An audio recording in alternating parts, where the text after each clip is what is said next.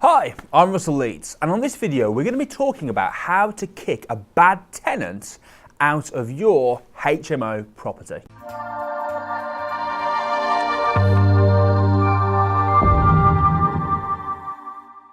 Now, if you're using a management company or a letting agent, hopefully they will do all this for you and you won't have to worry about this or stress about this.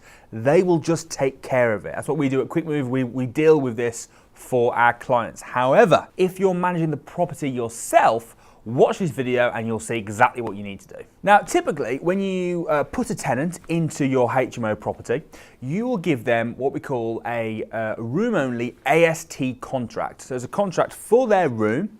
This is a 6-month contract, so they've got to stay in the room for a minimum of 6 months, and then it turns into a rolling contract after that. Now, there's two different types of notices that you might serve to your tenant if they're a bad tenant. First of all, should we look at why you'd want to kick a bad tenant out of the house? I think with HMOs, it's even more important than with a single let that you get rid of bad tenants and you nip it in the bud quickly. The reason is, if you've obviously got like 4, 5, 6, it depends how many rooms you've got in your HMO, but you've got multiple people in your HMO, and if you've got one tenant that is dirty and trashing the place up and loud and annoying the other tenants, what might happen is your good tenants will leave and you'll be left with this one bad tenant. It's like, you know, the whole bad apple analogy.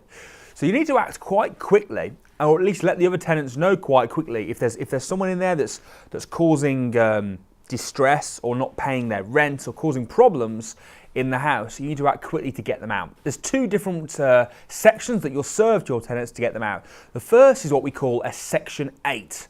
Now, a Section 8 is designed if they're still in their 6-month contract. Okay, so if they haven't gone rolling yet, they're still in their 6-month contract, and you want to get rid of them. One of the most common reasons landlords want to get their tenants out is if they're just not paying the rent. Now, if they're a little bit behind on the rent, I'm afraid there's not a lot you can do. But if they're more than 2 months or 8 weeks, if they're paying weekly, behind on their rent, you can then serve them a Section 8. 9 times out of 10 with a Section 8 notice, you've only got to give 2 weeks notice for them to leave. So you serve them a Section 8, you post it in a letter, you make sure you get it proof of posting so that they've signed for it. We normally deliver them by hand to get them to sign that they've received it. And that basically says you've got 2 weeks to get out because you're not paying the rent, you're trashing up the place. There's actually, I think there's 17 different reasons that you can kick them out. One of them, you have to give 2 months notice, but that's to do with a mortgage and not so much to do with them. What I'll probably do under this video, I'll make a list of all different 17 points to have a look for to see if they are breaking that contract. So that's a Section 8.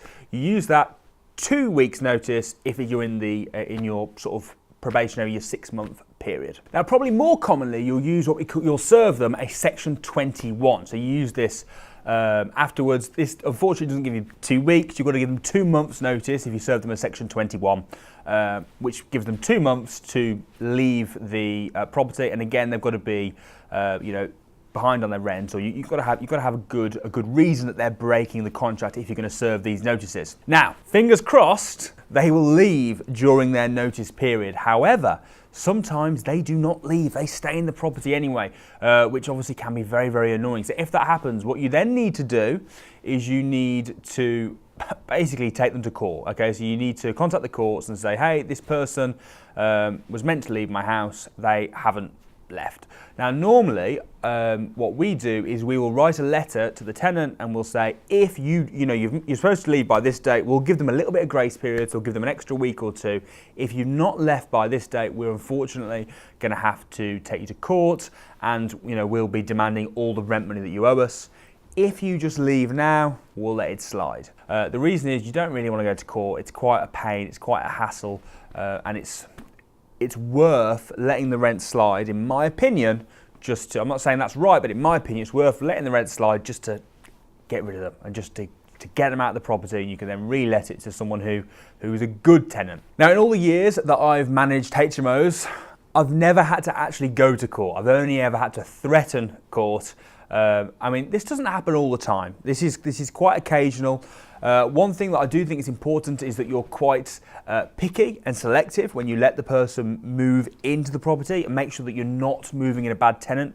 We're really, really picky with who we let move in because it's just not worth it. It's not worth letting someone into the property who could potentially be a pain. So make sure you target the right people, you ask the right questions, you do the right checks, get the right references before you let them move in. That will really limit this and make it happen a lot less, which it seriously is a real pain having to go through this process. So I'd highly recommend limiting it as much as you can and giving them as much grace and reason with them to try and get them out before you have to go down the course. Like I say, as of yet, I've never had to actually to go down that route, but basically all you would have to do is I think it costs about somewhere between £50 and £100 in order to take them to court. Hopefully that won't happen to you. What I would recommend doing, as every case is different, if you're a landlord that's managing the property yourself, I'd recommend becoming a member of something like the RLA, the Resident Landlords Association. They give a lot of advice on how to deal with this, and you can phone them up, you can explain the situation, because obviously the advice I've just given is very broad, very vague.